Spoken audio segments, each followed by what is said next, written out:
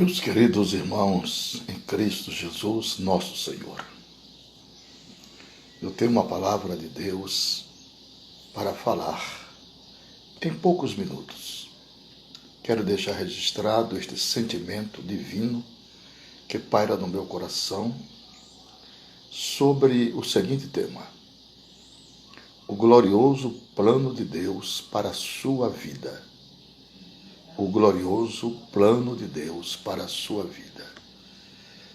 Abramos as nossas Bíblias na Epístola de Paulo aos crentes em Roma, no capítulo de número 8, versículos 29 e 30. Versículos 29 e 30 de Romanos 8. Portanto, aos que de antemão conheceu, também os predestinou para serem conforme a imagem de seu Filho, a fim de que ele seja o primogênito entre muitos irmãos. E aos que predestinou, a estes também chamou. E aos que chamou, a estes também justificou. E aos que justificou, a estes também glorificou. A carta de Paulo aos Romanos é considerada a cordilheira do Himalaia, de todos os escritos de Paulo. Mas Romanos capítulo 8 é considerado o pico do Everest, o ponto mais culminante desta epístola. Então minha palavra hoje é muito rápida, é só para deixar gravado este pensamento que Deus tem ao seu respeito e ao meu respeito, ao nosso respeito. Vamos considerar aqui algumas verdades preciosas sobre o plano glorioso de Deus para as nossas vidas, para a sua vida e para a minha vida também. Em primeiro lugar, Deus tem um plano eterno, perfeito e vitorioso para todos nós. O universo não é dirigido pelo acaso, nem dirigido pelo determinismo. A história não é cíclica. A história não é cíclica, nem caminha para o ocaso. Deus tem um plano perfeito e nenhuma folha cai de uma árvore sem que Ele permita. Eu e você estamos incluídos neste plano eterno de Deus. Ele criou você, formou você, de forma assombrosamente maravilhosa e determinou, melhor dizendo, que este plano na sua vida tivesse o seu complemento por definitivo, porque todos nós somos obra de suas mãos. Todos os seus e os meus dias foram escritos e determinados quando nenhum deles havia ainda a existir. Salmo de número 139. Deus já determinou o fim desde o começo. Paulo diz que os predestinados, que são chamados e justificados, já estão glorificados. Embora a glorificação seja um fato futuro, na mente e nos decretos de Deus, você já está no céu, espiritualmente falando. Porque o céu já começa aqui, na presença de Deus. Estamos apenas em fase transitória para entrarmos no nosso estado definitivo. Diga glória a Deus por isso. Todos os seus dias foram escritos e determinados, quando nada ainda existia. Deus já determinou, repito, o fim desde o começo. Paulo diz que os predestinados, que são justificados e já são glorificados pela fé. Não importa quão estreito seja o caminho, não importa como estreito seja o caminho. Não importa quão ferozes sejam os inimigos. Não importa quão dura seja a oposição do inferno contra nós. Você é mais do que vencedor. Você não tem apenas uma expectativa de vitória. Você é vencedor. Você não vai ficar no meio do caminho. Deus já determinou levar você para a glória. Em terceiro lugar, os elos dourados do plano gracioso de Deus em nossas vidas.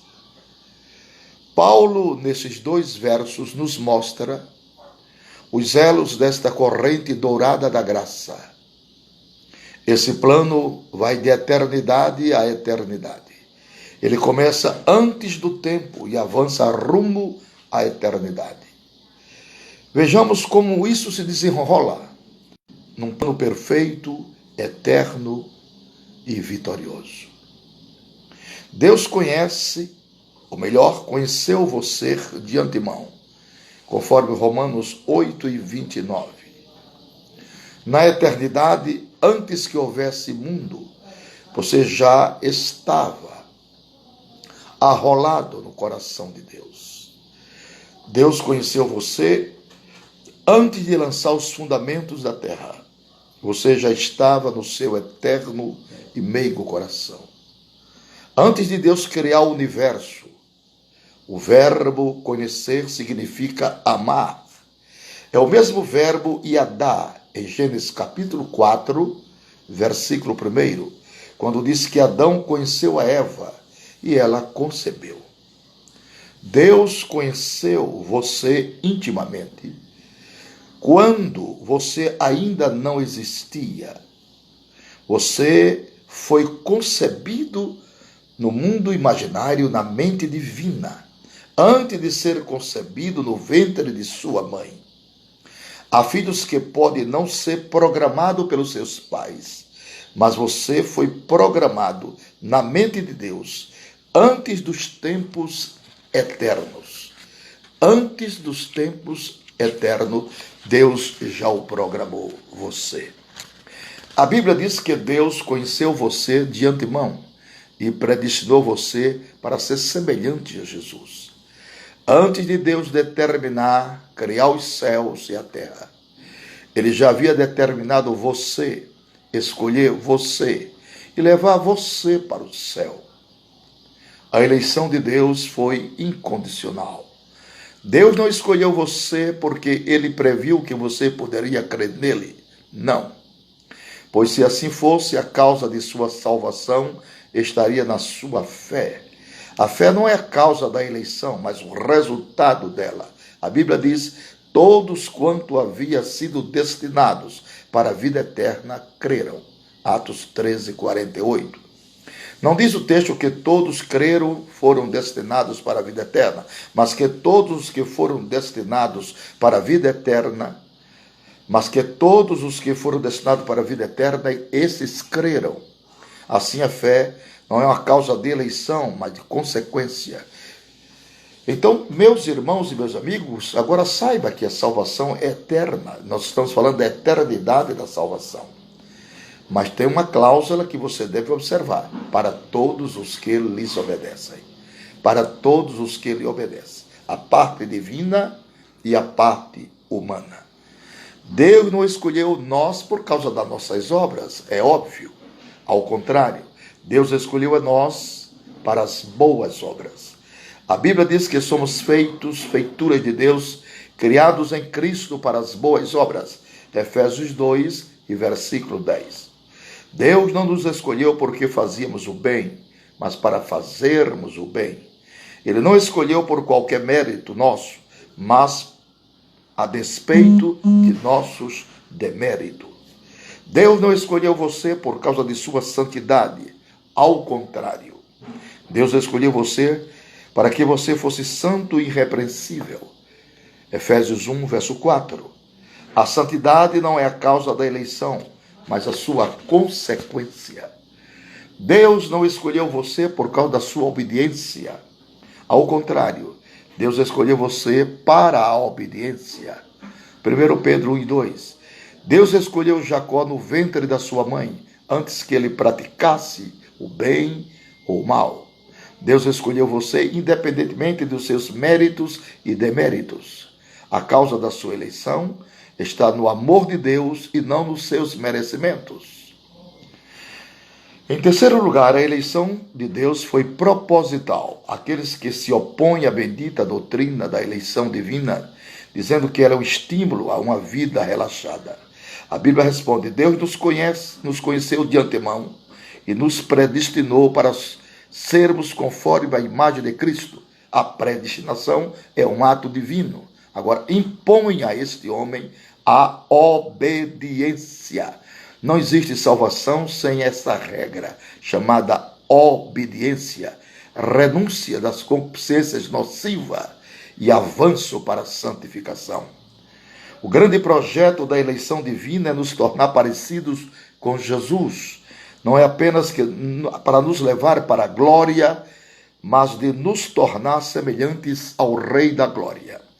João disse: ainda não é manifestado o que haveremos de ser, mas sabemos que quando ele se manifestar, seremos semelhantes a ele, porque assim como ele é, nós o veremos. Deus nos predestinou para atingirmos a estrutura de varão perfeito e não para vivermos dissolutamente. Quem vive no pecado nunca viu a Deus. A eleição não produz soberba, mas humildade. Não induz ao pecado, mas nos estimula à santidade. Lembramos que santidade é um estado e santificação é um processo.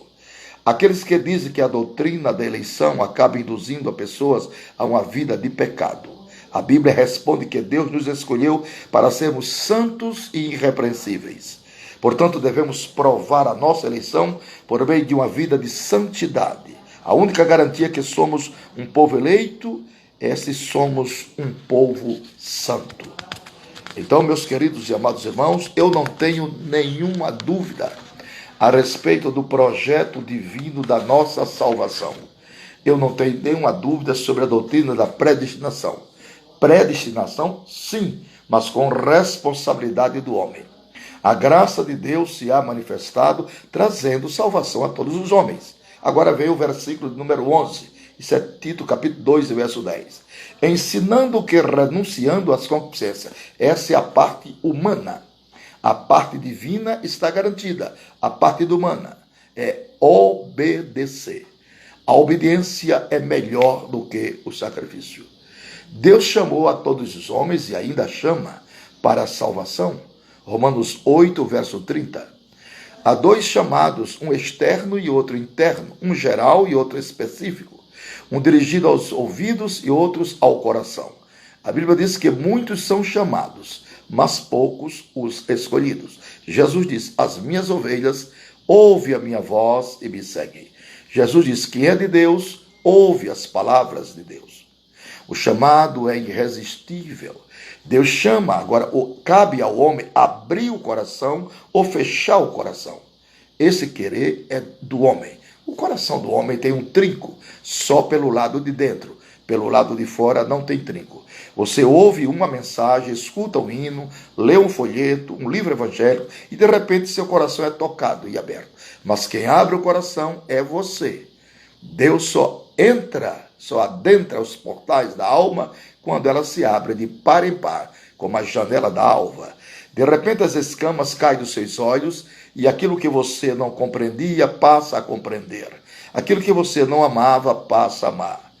Essa entrega não é algo forçado, você não é agredido, violentado, ao contrário. O Espírito Santo muda as disposições íntimas da sua alma pelo seu querer. Você é gerado da semente incorruptível. Você nasce de novo, nasce de cima, nasce do Espírito. Gostosamente você se rende a Jesus, mas no mesmo ato da sua entrega você descobre que foi Deus quem lhe abriu o coração, mas depende de você. Eis que estou à porta e bato. Se alguém ouvir a minha voz e abrir, eu entrarei em sua casa, cearei com ele e ele ceará comigo.